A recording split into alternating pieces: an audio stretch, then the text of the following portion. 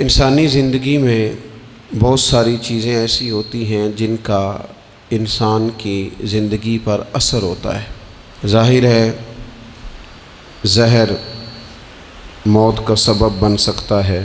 تریاک ایک ایسی چیز ہوتی ہے جو زہر کے اثر کو بھی کاٹ دیتی ہے۔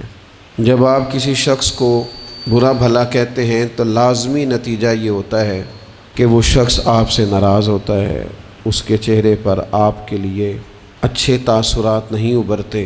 اور جب آپ کسی شخص سے محبت کی بات کرتے ہیں، پیار کی بات کرتے ہیں تو وہ آپ کے قریب ہو جاتا ہے۔ آپ نے اگر کسی شخص کو مکہ دکھایا تو ظاہر ہے اسے غصہ آئے گا، لیکن اگر آپ نے کسی کو نظر جھکا کے محبت سے سلام کیا ہے تو یقیناً اسے آپ سے محبت ہوگی، آپ پہ پیار آئے گا۔ انسان کے اعمال کا اس کی زندگی پر اثر پڑتا ہے۔ ہمارے جو روزمرہ کے معاملات ہوتے ہیں اگر وہ صالحیت والے ہوں، نیک ہوں، اچھے ہوں تو وہ ہماری زندگی پر اثر چھوڑتے ہیں۔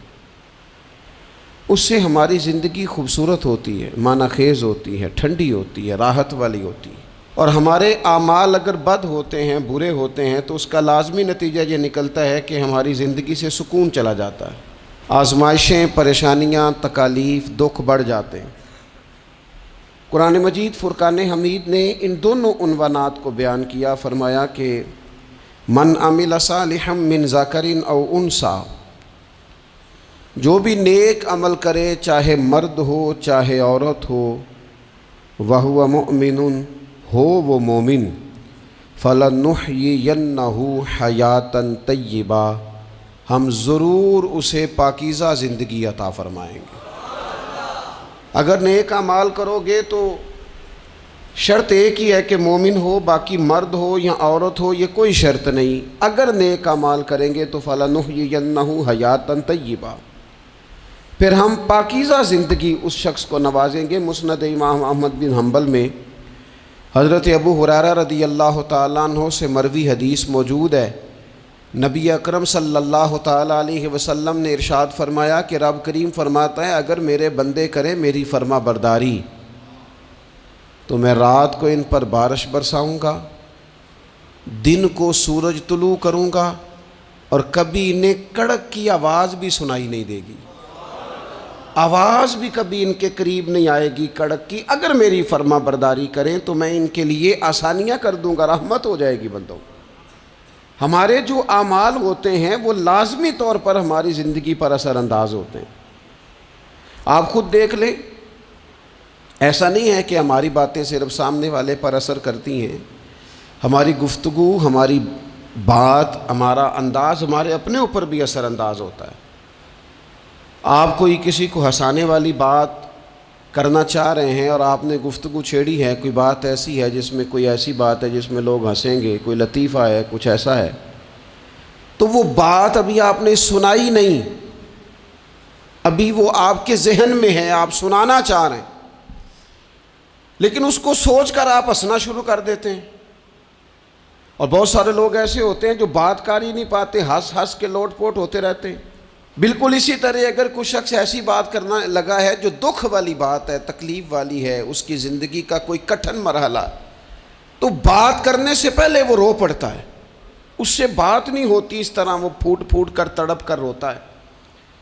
تو اس کا مطلب ہے حالانکہ ابھی بات اس نے کی نہیں، ابھی اس کے ذہن میں ہے، وہ کرنے لگا ہے، لیکن رونا پہلے آ گیا۔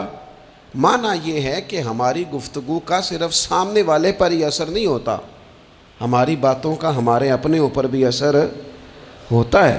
زندگی میں جو اعمال بھی ہم کرتے ہیں، جو ہم کہتے ہیں، جو ہم سوچتے ہیں، جس طرح کی زندگی ہم گزارتے ہیں وہ ہمارے اوپر اثر انداز ہوتی اور ہمارے اعمال کو وہ پوری طرح متاثر کرتی۔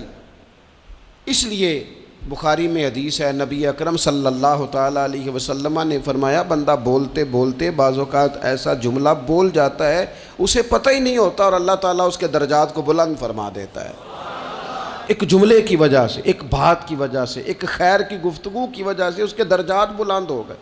اور حضور فرماتے ہیں تمہیں پتہ ہی نہیں ہوتا اور تم بولتے بولتے بات کرتے، یعنی تمہاری گفتگو تمہاری زندگی میں خود اتنا اثر رکھتی ہے کہ تم بات کرتے کرتے بعض اوقات کوئی ایسی بات کر دیتے ہو کہ اس جملے کی وجہ سے تمہیں خبر بھی نہیں، لیکن اس جملے کی سختی اتنی تھی، اس کی سزا اتنی تھی کہ اللہ اس جملے کی وجہ سے دوزخ کا فیصلہ کر دیتا ہے۔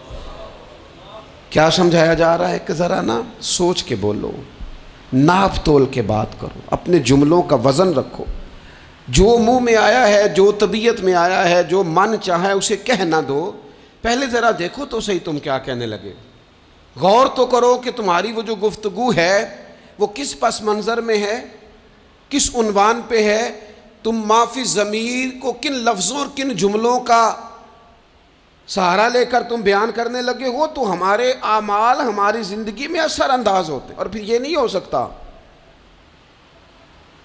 کہ ساری زندگی انسان دوسروں کے رستے میں کانٹے بوتا رہے اور دوسروں کے لیے گڑھے کھودتا رہے اور اپنا رستہ اسے بالکل صاف مل جائے، یہ ہوتا نہیں۔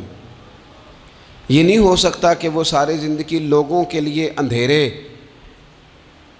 خریدتا رہے، تراشتا رہے، اور خود وہ چاہے کہ اس کی زندگی میں ہمیشہ روشنی رہے۔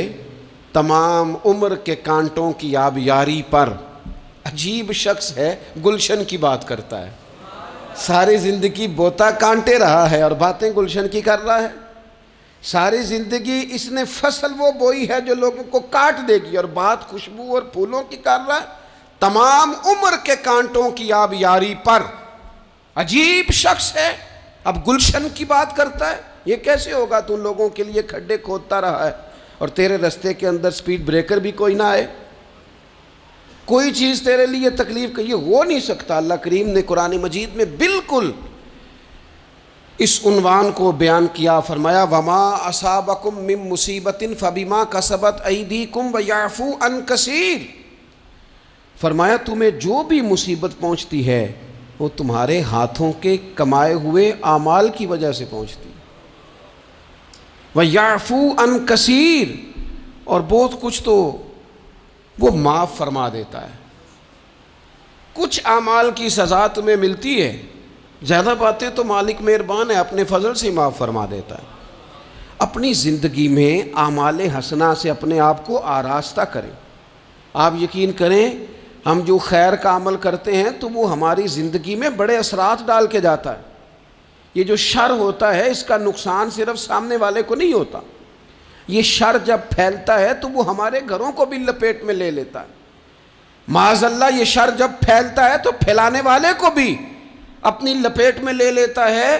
جب لوگ آگ جلاتے ہیں پھر یہ تو نہیں نہ ہوتا کہ آگ یہ دیکھتی ہے کہ میں نے اس شخص کو تپش دینی ہے اور اس کو نہیں دینی، وہ تو برابر جلاتی ہے، تو برابر نقصان کرتی ہے، وہ تو برابر لوگوں کی طبیعتوں کے اندر اندھیرا کرتی ہے۔ تو اعمال پر غور کریں، زندگی میں غور کریں، رستہ آخر کون سا ہے۔ میں نے دیکھا ہے کچھ لوگ مستقل بنیادوں پر لگے ہوئے اور وہ اپنے آپ کو آراستہ نہیں کرتے اچھے اعمال کے ساتھ، وہ کسی کرشمے کے منتظر ہیں، کسی دعا کے انتظار میں، کوئی تعویذ چاہتے۔ وہ کہتے کوئی آئے اور کچھ ایسا کر جائے کہ ہماری زندگی بدل جائے۔ اپنے اعمال پر توجہ دیں، اپنے روزمرہ کی چیزوں کو دیکھیں کہ ایسا نہیں ہوتا کہ ہم کوئی ایسی چیز کھا لیں جو ہماری طبیعت کے ساتھ فٹ نہ ہوتی ہو تو ہمارا سارا سکون لے نہیں جاتی۔ ہم کوئی ایسی غذا استعمال کر لیں جو ہماری بیماری کو بڑھا دے تو وہ ہمارے لیے آزمائش کا سبب نہیں بن جاتی۔ تو بھائی ہمیں ان غلطیوں کا بھی پتہ ہوتا ہے کہ جو غلطیاں ہم کرتے ہیں تو ہماری زندگی بے چین ہو جاتی ہے۔ ہمیں ان خطاؤں کا پتہ ہے کہ جن خطاؤں کی وجہ سے ہمارے لیے بہت تکلیف اور بہت آزمائش ہو جاتی ہے، یہ کسی کو کم پتہ ہوتا ہے۔ وہ میں نے کسی سے ایک لفظ سنا تھا، میرے ذہن میں رہ گیا، کسی سیانے نے کہا تھا بندہ اپنا آپ ڈاکٹر ہوتا ہے، بندہ اپنا آپ طبیب ہوتا ہے، بندہ اپنا آپ ہی حکیم ہوتا ہے۔ اسے پتہ ہوتا ہے اس چیز سے طبیعت ٹھیک ہوتی ہے، اس چیز سے طبیعت خراب ہوتی ہے۔ وہ خود جا کے ڈاکٹر کو بتا رہا ہوتا ہے، وہ میں ذرا بد پرہیزی کر بیٹھا ہوں۔ او بھائی تو نیکی اور بدی کے معاملے میں بھی اپنا ڈاکٹر بن، غور کر۔ کسی کو پتہ نہیں تیرے بارے میں، پتہ ہو کہ نہ ہو تجھے تو پتہ ہے نا سارا۔ دوسروں کی غلطیوں کا شک ہوتا ہے، اپنا تو بندے کو پاک ہوتا ہے۔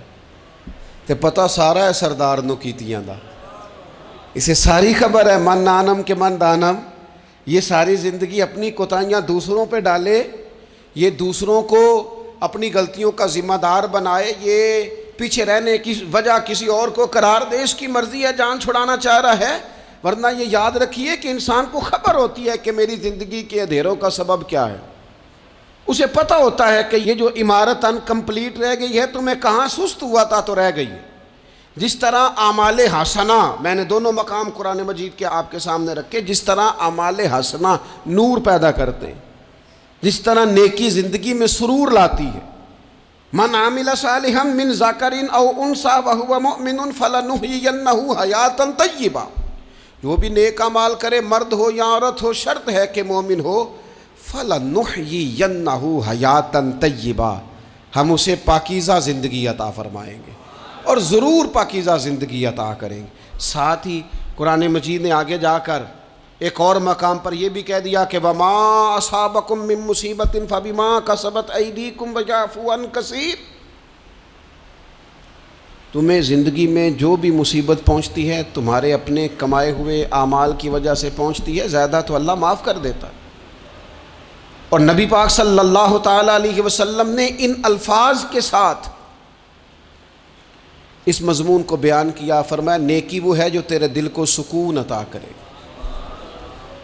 اب اس پر بھی غور کر لینا چاہیے کہ اگر کسی کی نیکی بھی اسے سکون نہیں دے رہی، اس نے اتنا راشن بانٹا ہے پھر بھی طبیعت کو سکون نہیں، تو پھر وہ دیکھ لے نیکی تو ہے پر ذرا معیاری نہیں ہو سکی، نیکی تو ہے پر رضائے الہی والی نہیں ہے، اس نے بڑے خیر کے کام کیے ہیں پر طبیعت پھر بھی بے قرار ہے، تو اس کا مطلب یہ ہے کہ نیکی تو ہے پر کہیں کہیں اس میں دکھاوا آ گیا ہے۔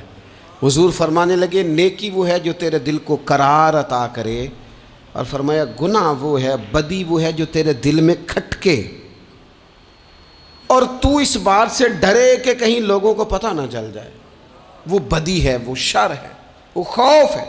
یہ بڑی عقل کے قریب تعریف ہے نیکی اور بدی کی، اگر سمجھ میں آئے تو یہ جو نیکیاں ہیں یہ طبیعت کو ٹھنڈا کرتی